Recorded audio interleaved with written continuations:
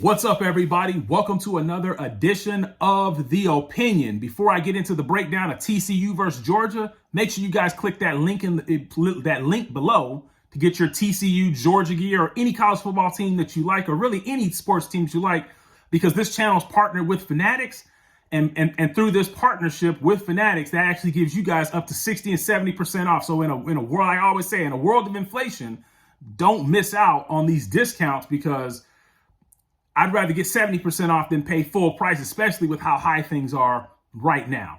But let's get into the breakdown of this particular game with TCU versus Georgia. And I went to the TCU spring game last year, and I could tell you that I would be lying if I told you that I thought TCU would make it this far and be right here in this particular game. But here they are. TCU versus Georgia, the biggest surprise of the year. And if TCU is able to cap this off, this would be one of the most remarkable runs that I can think of in the modern era, the BCS / the playoff era as well. But there's also history on the line on the other side when you have Georgia trying to be the first team in the college football playoff era to repeat.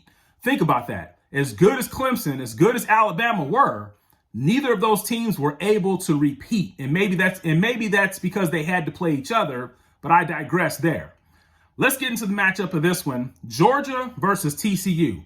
On one side, Georgia brings the physicality. Now, I know what you're saying, TCU fans. You've heard this before. You've heard that Michigan brings the physicality.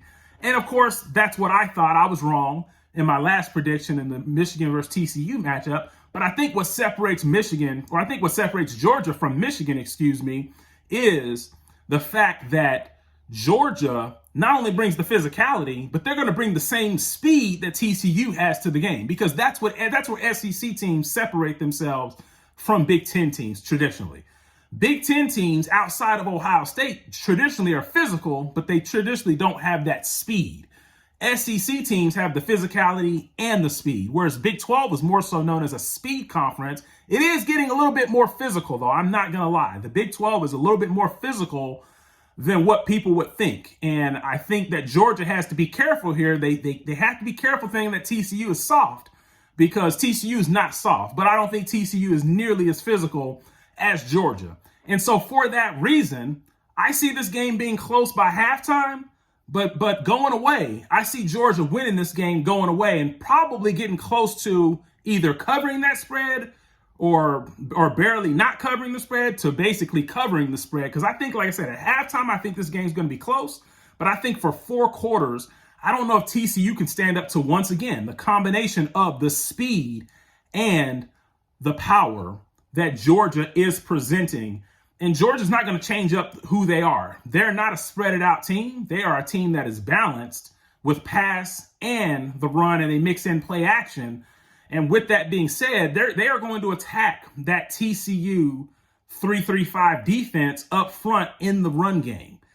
But I don't think TCU is going to be a pushover, because they will put up a fight for at least a half, I believe, because they've got a guy like Quentin Johnston who's going to be the first receiver taken.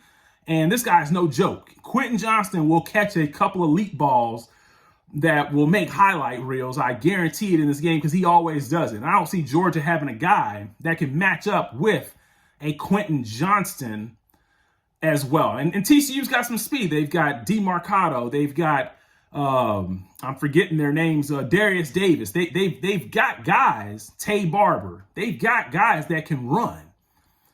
But at the end of the day, so does Georgia. And that's the reason why Georgia recruits the way that they do. They're right up there with Alabama when it comes to recruiting year in and year out. And some years, they're actually better than Alabama. So with that being said, I have Georgia winning this game by at least 13, 14 points, if not more, going away in the second half. Because I think what happened last week, Kirby's going to have these guys focused, and they're going to come in focused and ready to play for 4 quarters, and not only, 3.5 quarters, or basically take possessions off like I believe that they did last week versus Ohio State. But hey, TCU, it was a good run. It was a good run, TCU. You've done something that nobody thought you could do.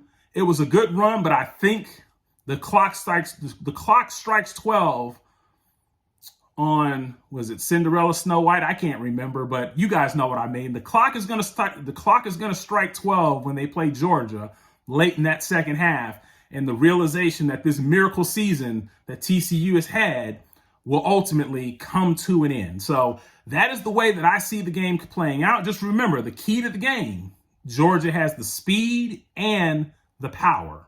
They don't just have one or the other. And I don't think TCU's seen a team that has both all season. And I think that that's what the difference will be. But what do you guys think? Because I put out a poll on my channel and it got 45 votes.